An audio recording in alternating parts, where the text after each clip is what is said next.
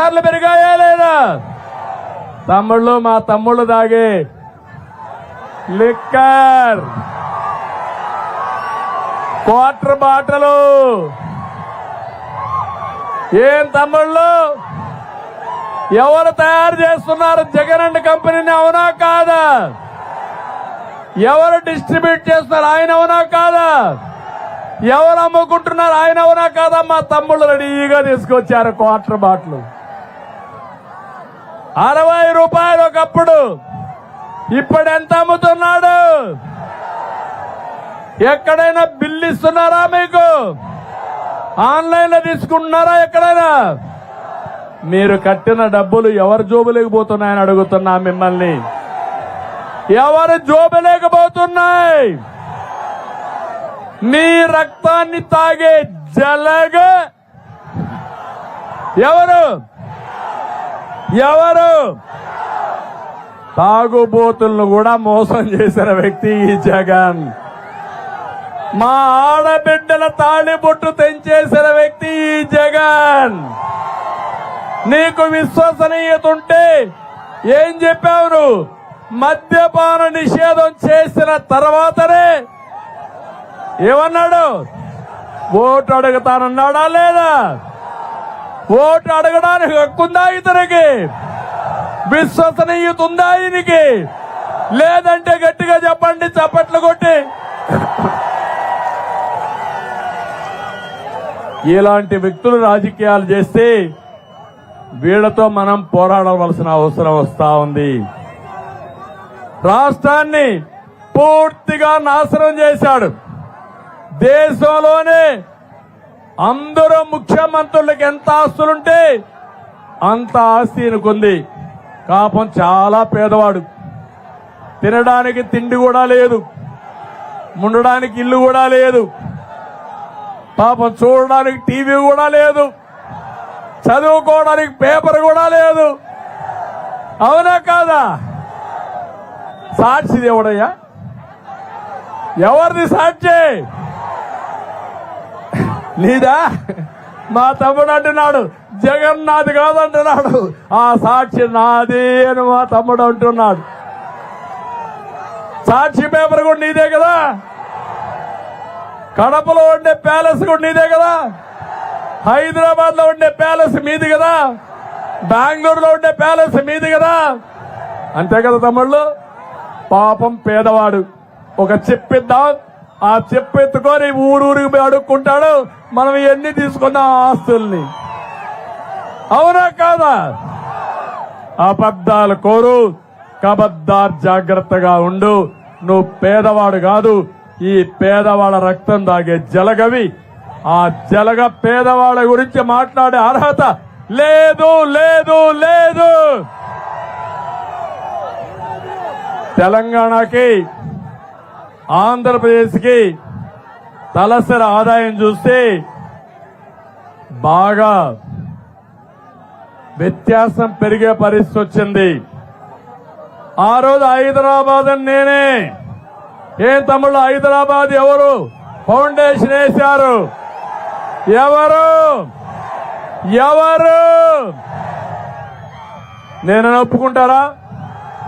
కడకు నిన్నొచ్చిన రేవంత్ రెడ్డి కూడా ఒప్పుకోవాల్సిందే. ఎవరైనా బుకాయిస్తే అది బుకాయింపు తప్ప ఆ పేటెంట్ హక్కు నా దగ్గర నుంచి ఎవడో లాగేసుకోలేడు. హైదరాబాద్ లో దారి నుండే ఒక వ్యక్తి ఎవరు ఈ హైటెక్ సిటీ కట్టాడంటే, ఎవరు ఈ అవుటర్ రింగ్ రోడ్ వేశాడంటే, ఎవరు ఈ ఎయిర్పోర్ట్ కట్టారంటే ఎవరు పేరు చెప్తారు? అది మన పేటెంట్ హక్కు.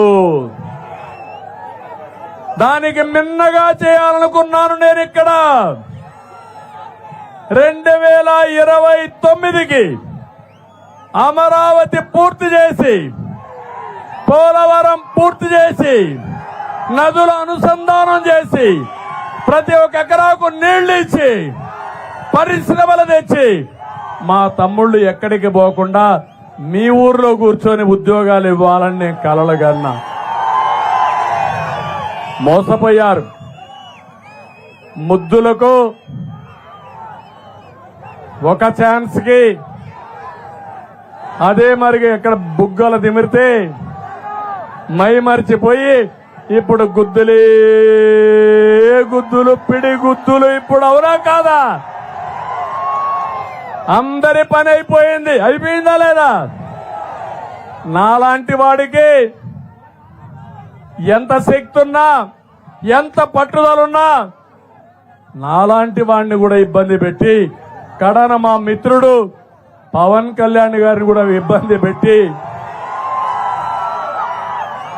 ఎక్కడికక్కడ తెలుగుదేశం పార్టీలో జనసేన పార్టీలో కోవర్ట్లు పెట్టుకొని ఆ కోవర్ట్ల ద్వారా రాజకీయం చేసి మమ్మల్ని బలహీనం చేయాలనుకుంటున్నావు జగన్. నీ వల్ల కాదు. మా ఇద్దరి ఆలోచన ఒకటే, ఈ రాష్ట్రాన్ని కాపాడాలి అనేది దృఢ సంకల్పం. నీ ఆటలు సాగనీయం, నిన్ను ఏమాత్రం కూడా ఆమోదించాం. మాలో విభేదాలు పెట్టలేవు. అదే విషయం పవన్ కళ్యాణ్ గారు చెప్పారు, నేను కూడా చెప్తున్నా. మా ఇద్దరి దారి ఒకటే, ఆలోచన ఒకటే, అదే 5 కోట్ల మంది గెలవాలి, సైకో జగన్ పోవాలి. మీరు సిద్ధమా అని మిమ్మల్ని అడుగుతున్నా. అందుకే తమ్ముళ్ళు, సంపద సృష్టిలో తెలిసిన వ్యక్తులు ఎవరని నేను అడుగుతున్నా. అప్పులు చేయడం, ఆస్తులు పెంచడం తెలిసిన వ్యక్తి తెలుగుదేశం పార్టీ, అవునా కాదా? అప్పులు చేయడం తెలిసిన పార్టీ ఏ పార్టీ? ఏ పార్టీ? అందుకే చెప్తున్నా, సంపద సృష్టిస్తాం, ఆదాయాన్ని పెంచుతాం, పెంచిన ఆదాయాన్ని మీకే పంచుతాం. అతను 10 రూపాయలు ఇచ్చి 100 రూపాయలు దోచుకుంటున్నాడు.